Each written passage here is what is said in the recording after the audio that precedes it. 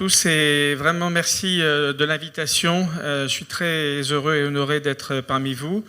Merci au comité d'organisation, à Jérôme Corré, à bien sûr Tiziri et Louis-Marie qui m'ont fait l'honneur de m'inviter. Merci à Salem de m'avoir fait découvrir ce matin Maïdo.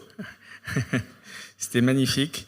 Et donc, merci aussi du sujet que vous m'avez donné, très inspirant, très ouvert finalement. Et je vais vous proposer une petite histoire. Donc, laissez vos crayons. On va essayer de raconter un peu l'histoire de ma vie professionnelle, c'est-à-dire depuis un peu plus de 35 ans. J'ai eu la chance de travailler aux côtés d'un monstre, d'un géant de la chirurgie cardiaque. Et donc, ce que je pense avoir compris, de façon un peu plus modeste, je le dois clairement au professeur Alain Carpentier. Je suis arrivé au fond au bon endroit, au bon moment, où il a compris qu'un cardiologue échographiste était fondamental pour le développement de sa technique, puisqu'il avait développé la technique de chirurgie reconstructrice, mais aussi bioprothèse, mais aussi Carmat, comme l'a dit Pascal, excusez du peu pour un seul chirurgien, c'est-à-dire 90% de la chirurgie cardiaque.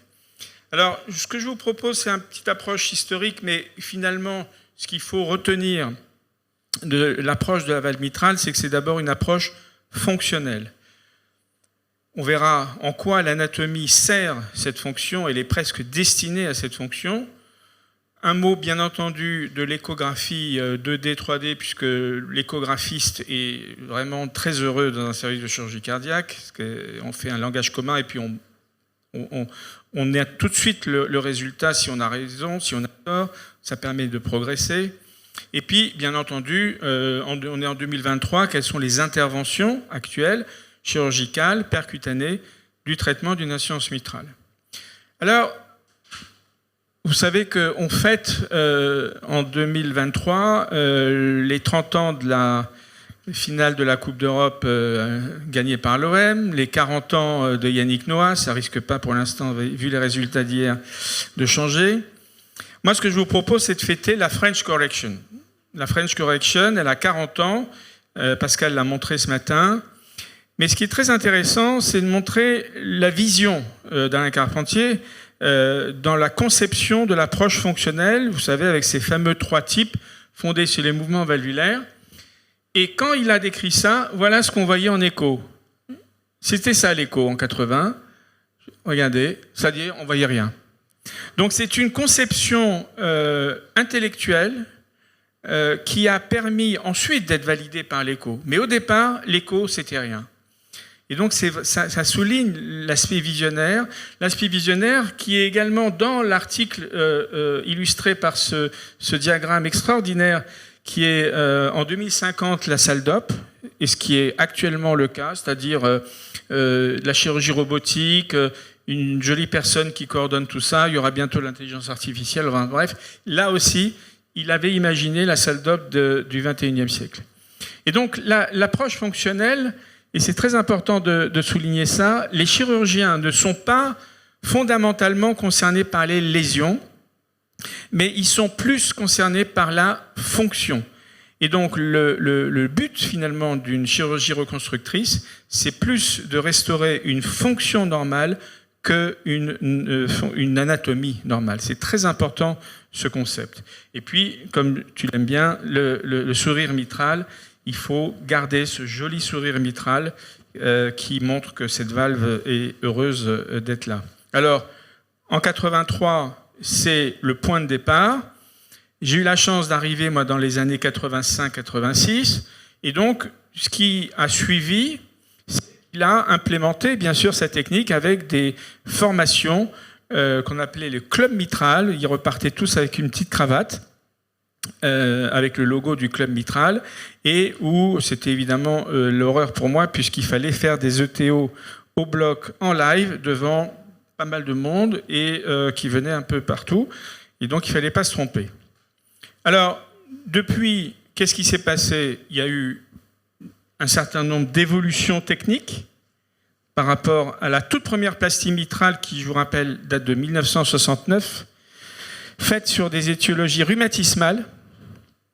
Et regardez quand est apparu l'EcoPerop, 1985 à peu près, qui a permis de bien découvrir en partie le phénomène du SAM et de construire des techniques comme la sliding technique.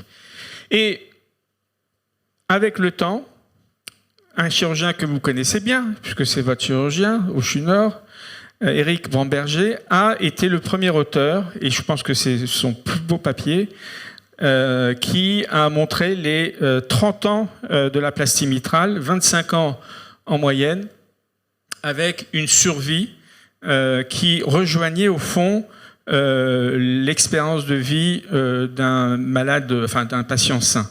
Donc la survie espérée.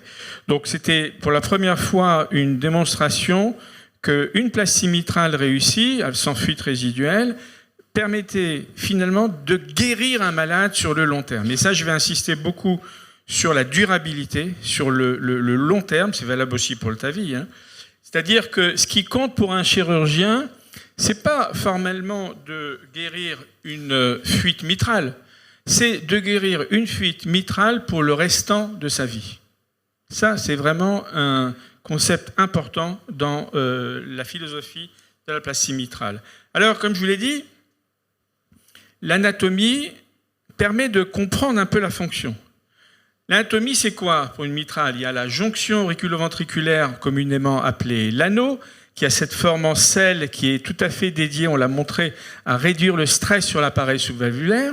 C'est un anneau qui se dilate de façon verticale, c'est-à-dire dans le sens du long axe, vers A2, P2. Les feuillets qui sont constitués par le feuillet antérieur en haut, le feuillet postérieur en bas, avec un rapport de à peu près 3/4 du feuillet antérieur, 1/4 du feuillet postérieur, avec un joli sourire mitral déplacé, avec un point de coaptation déplacé vers la région postérieure. Et puis les cordages, ce magnifique réseau, très complexe, mais très bien fait. Vous avez 3 types de cordages.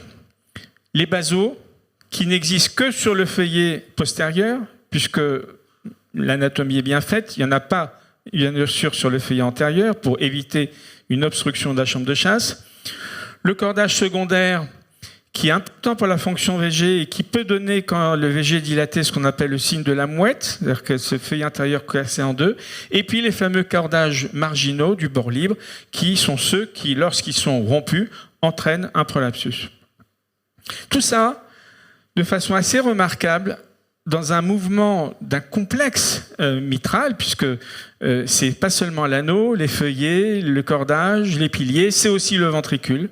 Et c'est pour ça qu'il y a 2 grandes catégories d'insuffisance mitrale, les primitives, les organiques et les fonctionnelles, où c'est plus le VG qui est en cause. Alors, vous voyez cette fonction d'ouverture, de fermeture, vue auriculaire en haut, vue ventriculaire en bas, et cette fonction que vous connaissez, et où l'anatomie clairement aide à la facilité de cette fonction. C'est pour ça que, comme l'a dit Alain Carpentier, il est utile et fondamental pour le chirurgien de reproduire cette fonction. C'est le mot-clé, la fonction.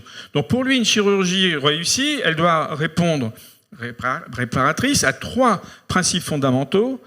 Restaurer une bonne surface de coaptation avec ce qui permet de diminuer le stress sur l'appareil sous-valvulaire et d'éviter effectivement qu'il y ait des cordages qui seront par la suite, ce qui peut être un problème avec certains cordages artificiels. Préserver ou restaurer une fonction d'ouverture parfaite, un mouvement d'ouverture complet, et ne pas oublier, point quasiment fondamental, remodeler et stabiliser l'anneau, parce que traiter une insuffisance mitrale sans traiter la dilatation de l'anneau, c'est s'exposer à des résultats incomplets, en tout cas pas sur le long terme. Et Alfieri lui-même, le chirurgien Alfieri lui-même, avait montré, très bien démontré dans une série, que les anneaux avec l'Alfieri, ça durait plus longtemps que les Alfieri sans anneaux. Alors, vient le temps du langage commun avec le chirurgien. Quand je suis arrivé, moi j'aimais bien mettre la couleur, et il me disait, Bérébi, enlevez-moi la couleur, et je disais que j'avais un prolapsus par rupture de cordage, et il m'a dit, écoutez, si c'est pour me dire ça, vous pouvez rentrer chez vous. Bon, alors déjà, ça, tu vois, Alors, qu'est-ce que j'ai compris? J'ai compris qu'il fallait avoir le même langage, et ce langage commun, qui évitait de parler de flail, de partial flail, de floppy, de bilan. Il reposait sur un concept simple que je vous recommande vraiment de retenir, quelle que soit la maladie valvulaire. C'est ce qu'on appelle la triade physiopathologique. Elle est fondée sur la distinction claire entre maladie, lésion, dysfonction. La maladie claire, c'est ce qui cause bien sûr la dysfonction valvulaire. Les lésions, ça résulte de la maladie, par exemple un cordage rompu. Et la dysfonction, c'est par exemple un prolapsus qui résulte de la lésion, rupture de cordage. C'est très simple. Mais c'est comme ça que le chirurgien raisonne. Et au fond, si on veut travailler ensemble, il faut parler un langage commun. Par exemple, il ne faut pas lui parler de prolapsus mitral pour une maladie. Pour lui, le prolapsus, ce n'est pas une maladie, c'est une dysfonction. On verra comment définir plus précisément les maladies. Et donc, quels sont les rôles respectifs des uns et des autres? Sur l'étiologie, on fait à peu près jeu égal. Pour les lésions, le chirurgien est bien meilleur que nous, parce que voir une élongation de cordage, vraiment c'est difficile en écho, et donc le chirurgien, lui, il est quand même meilleur, et voir en partie les frontières entre la zone de cordage normal, cordage pathologique. Les lésions, encore une fois, c'est le chirurgien, et ça va lui servir à trouver la bonne technique chirurgicale, mais la dysfonction, qui est le point clé pour lui, c'est-à-dire l'objectif de la chirurgie reconstructrice, c'est l'écho qu'il lui donne. Et il disait souvent, la première partie de mon intervention, c'est d'aller voir l'échographiste et de regarder ensemble l'échographie. Et c'est vrai, la première chose qu'il faisait avant même de se laver les mains, c'est de venir avec moi discuter de l'échographie, avec, encore une fois, ce langage commun. Alors, ça, c'est une diapo que vous pouvez retenir, puisqu'elle repose finalement sur cette triade physiopathologique et qui correspond à ce qu'un chirurgien attend de vous quand vous lui parlez ou il vous pose la question qu'est-ce qu'elle a cette valve? On ne parle pas de la sévérité parce que là il est au bloc, on a estimé que la fuite était sévère parce que c'est un peu tard, mais d'autant que souvent au bloc on sous-estime la sévérité. Donc comme vous l'avez compris, la première chose que vous allez lui donner comme info, c'est la dysfonction. Donc chapitre numéro 1, dysfonction. Ça repose sur la classification fonctionnelle des trois types, mais aussi sur l'analyse segmentaire, c'est-à-dire quels segments des 8 segments valvulaires vont être concernés par la dysfonction. Deuxièmement, c'est les lésions. Troisièmement, c'est l'étiologie. Donc on retrouve la triade physiopathologique, entre guillemets, à l'envers. Le risque de SAM, c'est-à-dire le mouvement antérieur systolique, qui est toujours un risque qu'il faut connaître, et la tricuspide. Et pour ce faire, on a un protocole standardisé, fondé sur 6 coupes, 5 mesures, qui vous permet, dans notre protocole, que Thierry a bien vu pendant quelques semaines, voire mois, en 2020, si mes souvenirs sont bons, on commence par la 4 cavités, de haut en bas. On arrive en bas, on est en 4 cavités basses, on mesure l'anotricuspide. Quand il est au-delà de 40, il faut faire une placie tricuspide. Ensuite, la coupe bicomissuraire, on va voir, qui vous permet de mesurer P1 et P3. Quand il y a un excès de tissu, au-delà de 20 mm, c'est un risque de SAM. Vous mesurez en long axe la longueur du feuillet antérieur, A2. Ça, c'est important parce que ça sert à l'étiologie. Plus que 34, c'est plutôt Barlow. Moins de 34, c'est plutôt dégénérescence fibroélastique. Et surtout, ça prédit de façon assez fiable la taille de l'anneau prothétique. Et vous savez que dans le risque de SAM, c'est important de ne pas mettre des anneaux trop petits. Il faut mettre un anneau à la bonne taille. Et donc, généralement, quand on mesure 36, ils vont mettre un 36. Et donc, il ne faut surtout pas sous-dimensionner dans les IM organiques. Et enfin, en long axe, l'angle mitro-aortique en systole, quand il est inférieur à 130 degrés, c'est également un risque de SAM. Donc, l'analyse fonctionnelle, 1, normaux, 2, prolapsus, 3A restreint en diastole et 3B restreint en systole qui correspond aux IM fonctionnels, et puis l'analyse segmentaire qui va, en fonction de ces types de dysfonctions, permettre de localiser l'endroit exactement où siège cette dysfonction. Alors, tout ça, c'est complémentaire, 2D, 3D, mais en 2D, c'est l'examen clé pour voir, évidemment, la position du bord libre par rapport au plan de l'anneau. 1, mouvements normaux, 2, prolapsus, 3A, restreint en diastole, valve immobile, c'est souvent les rhumatismes, vous le verrez plus tard à la fin de la session. Et 3B, restriction en systole. Alors, une fois, Tiziri, tu m'avais posé la question sur les pseudoprolapsus. Oui, ça arrive. C'est typiquement dans les cas où il y a les types 3A postérieurs, où tu as, d'ailleurs souvent dans les rhumatismes, un pseudoprolapsus, dans le sens où le bord libre ne dépasse pas le plan de l'anneau, mais il dépasse le bord libre de la valve opposée. Et donc, ça donne un jet excentrique. On parle de pseudoprolapsus ou prolapsus relatif. Alors, l'analyse segmentaire, c'était au début assez compliqué, mais maintenant qu'il y a du 3D, c'est devenu hyper simple. Vous fondez sur le X-plan. Qu'est-ce que c'est le X-plan? C'est une capacité à avoir de façon simultanée 2 images perpendiculaires. Et vous commencez par votre coupe de référence qui est la coupe bicommissurale, qui vous coupe votre valve de droite à gauche, P1 à 2, P3. Et votre ligne, vous la mettez à gauche au milieu sur A2, et donc de façon simultanée, vous avez le long axe et vous avez A2, P2. Vous voyez, ici, c'est la reconstruction multiplanaire qui vous permet de localiser la ligne rouge qui est la bicommissurale et la ligne verte qui correspond au long axe. Et donc là, vous êtes parfaitement au milieu et vous regardez à ce moment-là vos segments A2, P2. Ensuite, vous glissez votre zone d'intérêt vers P1. À ce moment-là, ce que vous verrez à droite, c'est A1, P1. Vous voyez, ici, on est en P1 avec la ligne verte, toujours sur la même ligne bicommissurale. Et donc, à ce moment-là, ce que vous voyez en haut, c'est A1, P1. Pareil, maintenant, je glisse ce qu'on appelle le sweeping protocol. Ma ligne d'intérêt vers la gauche. À ce moment-là, on est sur P3. Et donc, en long axe, vous aurez A3, P3. Vous voyez, la ligne verte, là, elle est sur A3, P3. Alors, je souligne juste ta cadence image incroyable pour tous les échographistes, qui est à 91 images par seconde, d'où les superbes images 3D. Donc, ne pas hésiter à faire de l'apnée et du multibattement. C'est ça c'est mon petit secret, mais honnêtement, les anesthésistes et les chirurgiens sont sympas parce qu'ils me font une apnée et le chirurgien accepte quelques secondes de ne pas toucher le malade. Alors, quels sont les repères anatomiques que vous devez connaître pour être dans la vue chirurgicale? C'est simple. En haut, vous avez la valve aortique à midi et l'auricule doit être à gauche à 9h. À ce moment-là, vous sur tournez Z, votre valve aortique en haut, votre auricule à gauche, et là, vous avez la vraie vue chirurgicale, celle, évidemment, qu'il espérait, puisque c'est une valve qui bouge dans la vue chirurgicale et qui lui parle tout de suite et permet finalement de prédire un peu les techniques qu'il va utiliser. On a la chance d'avoir des progrès en termes d'imagerie. On a ici la vue classique de 3D, c'est la vue dite en TrueView, ça c'est en glace. Alors glace, on ne sait pas trop, mais je pense que moi personnellement, j'aimerais utiliser cette fonctionnalité pour voir la fragilité tissulaire qui reste un problème important pour le chirurgien. En tout cas, vous voyez 3 P2 qui sont tous différents.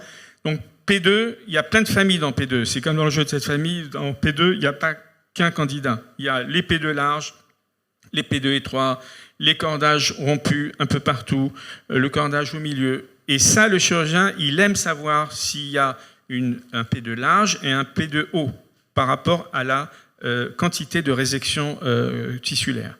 Des fois, c'est plus complexe, mais là, le 3D clairement nous aide.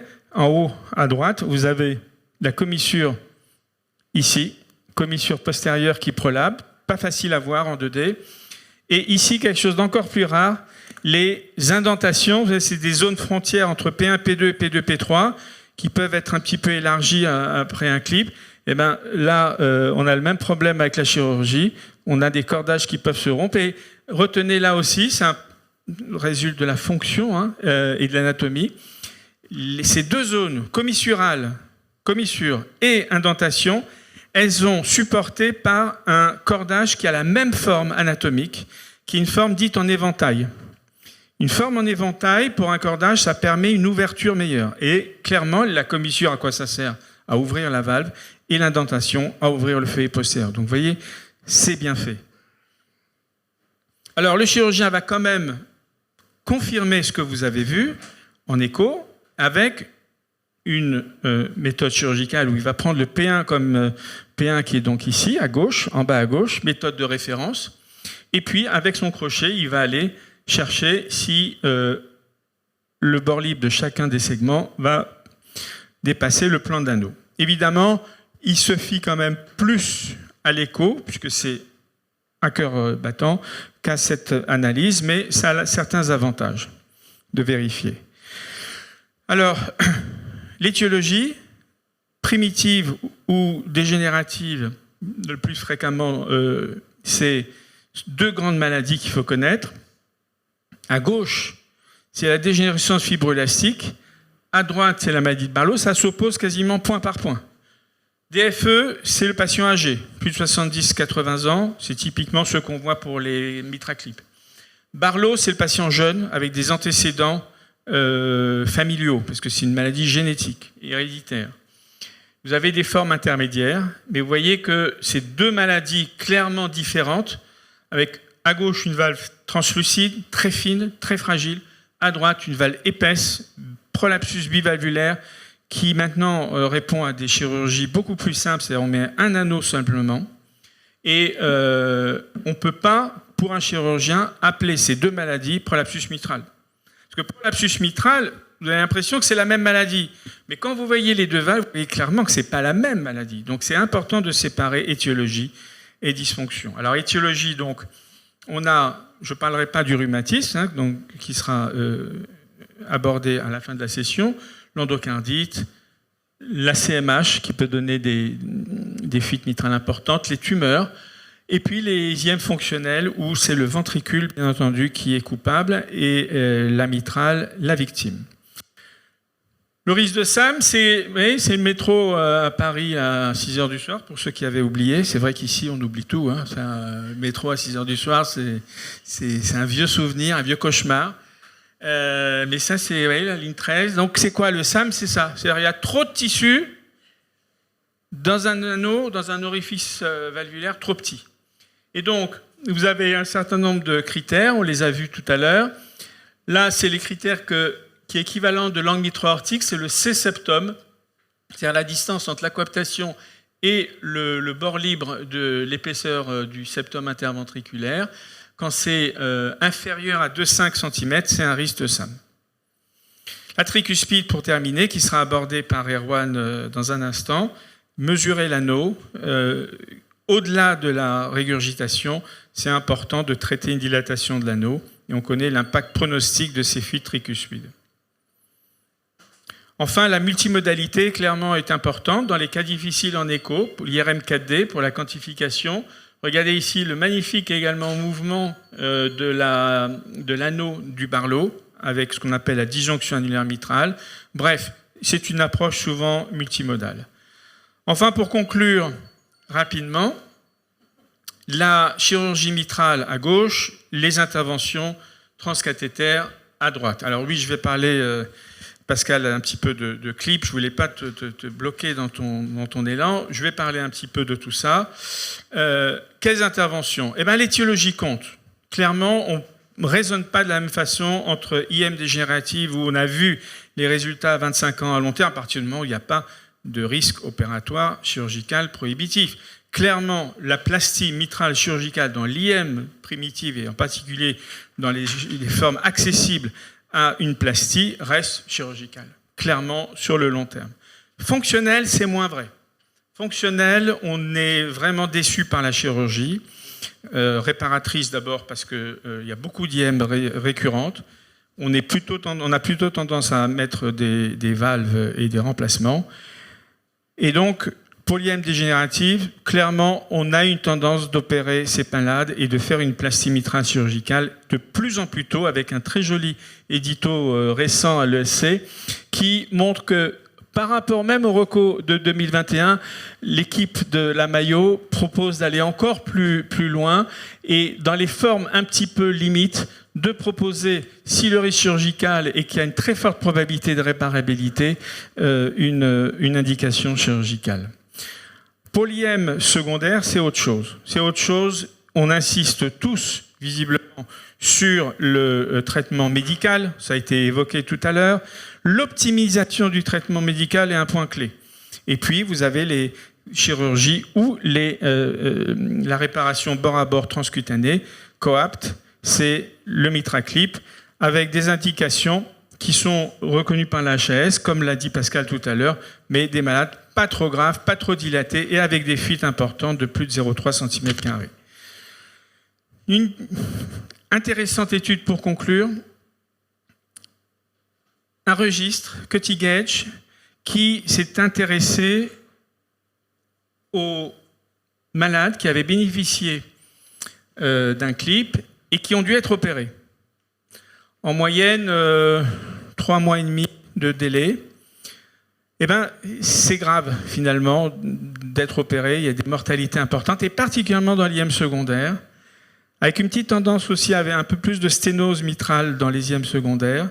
Bref, l'exigence qui apparaît actuellement dans les MitraClip, c'est aussi de faire en sorte d'avoir un résultat le plus parfait possible et de ne pas laisser de fuite résiduelle au-delà de 1 et clairement d'essayer d'avoir le résultat le plus parfait possible, parce que la chirurgie, c'est pas la panacée. Donc, en conclusion, tout ce que je sais, c'est que je ne sais rien. Je vous remercie de votre attention.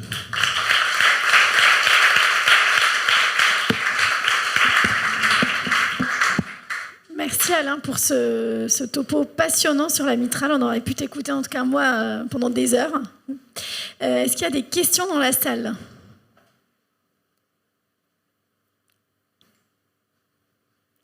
Oui.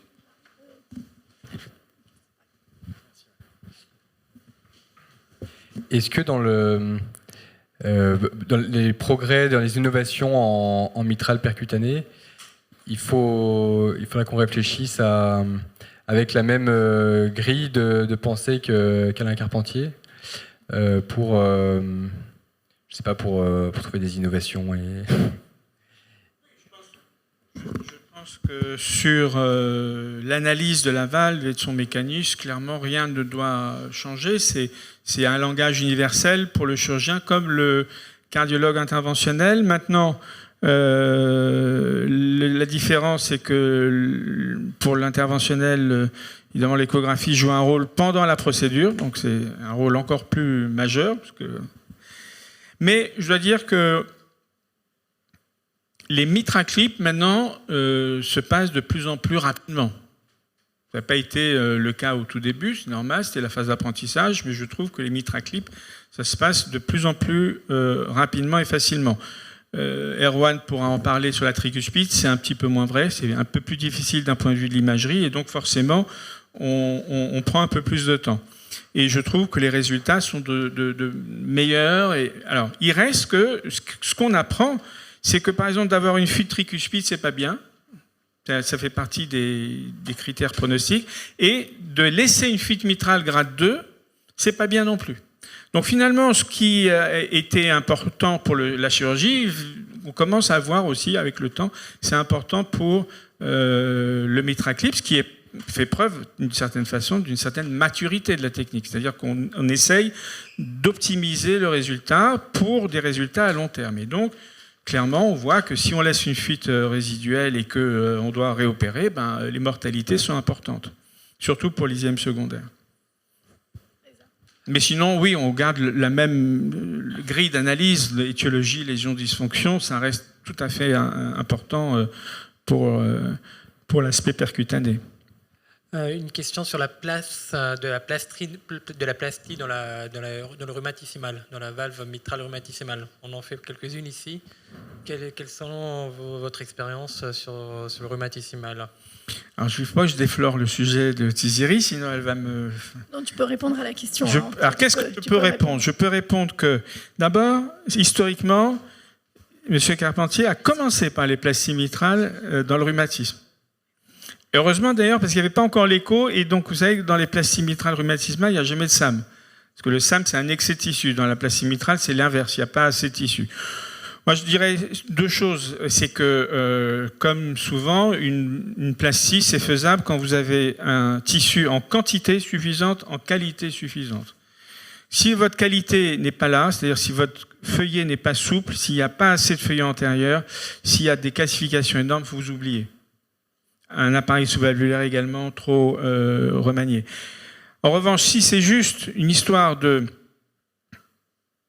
d'augmenter la quantité de tissu pour favoriser la coaptation, la clé, dans notre expérience, ça a été de mettre des patchs d'extension et en particulier du feuillet antérieur, ce qui permettait d'augmenter la taille de l'anneau et d'éviter aussi les sténoses, qui est une des rares causes de sténose après plastie mitrale, c'est le rhumatisme. Donc oui, on n'a pas la même exigence non plus, parce que souvent ce sont des patients jeunes. Là, on ne cherche pas forcément la perfection. On veut avant tout leur éviter une valve mécanique et les anticoagulants qui vont avec. Donc oui, on s'acharne à essayer de faire une plastie dans le sens où on veut restaurer une fonction peu ou prou normale. On accepte un gradin sans sténose, à partir du moment où l'enjeu c'est d'avoir une valve mécanique. Donc il y a une petite latitude supplémentaire dans le rhumatisme à partir du moment où vous lui donnez du tissu et vous mettez un anneau qui ne soit pas trop petit et vous utilisez le patch d'extension. C'est probablement ce que fait Eric, non ? Oui, alors verra. c'est sûr qu'il y a deux adages. D'accord. Il y a un adage de professeur Vagnan qui disait une bonne bioprothèse, c'est mieux qu'une mauvaise plastie. Donc ça, oui, mais alors à 14 ans... et la deuxième dépend vraiment du contexte. Ouais, donc chez une jeune femme, souvent les RM, 20 ans, on privilégie une plastie intermédiaire qui permet de faire des grossesses, ne pas avoir d'anticoagulants. Mais la plastie à 60 ans sur du rhumatisme, c'est sûr que là, ça n'a pas de sens. Absolument. Donc, je parlais, moi, des jeunes, celles qu'on voit à la chaîne de l'Espoir. Voilà, c'est en dessous de 20 ans. Tu as une question ? C'était intéressant le concept de restaurer une coaptation généreuse pour baisser la tension sur les cordages pour éviter des ruptures futures. Et dans le cas des mitraclips, du coup, cette tension est supportée par le matériel du clip. Et du coup, transmise via les feuillets qui résistent mieux à cette tension. Et du coup, le clip permet à la fois d'absorber cette tension, à la fois avec l'effet annuloplastie. Est-ce que on peut considérer que le clip sur le long terme peut absorber toute cette... C'est une question ouverte. Et le temps nous donnera la réponse. Ce qu'on sait actuellement, c'est qu'il vaut mieux, comme pour une plastie mitrale chirurgicale, ne pas laisser de fuite supérieure à 1. Voilà, et qu'il faut également une bonne coaptation. Pascal a une question. Donc on retrouve des choses assez similaires, ce qui est bon signe, puisque au fond, il n'y a pas de raison que ça soit très différent. Alain, quand tu as le choix entre une fuite résiduelle et une sténose mitrale, et pas de fuite, qu'est-ce que tu choisis ? Dans le clip ou dans le... Dans le clip. Ah, dans le clip, ça tout dépend du degré.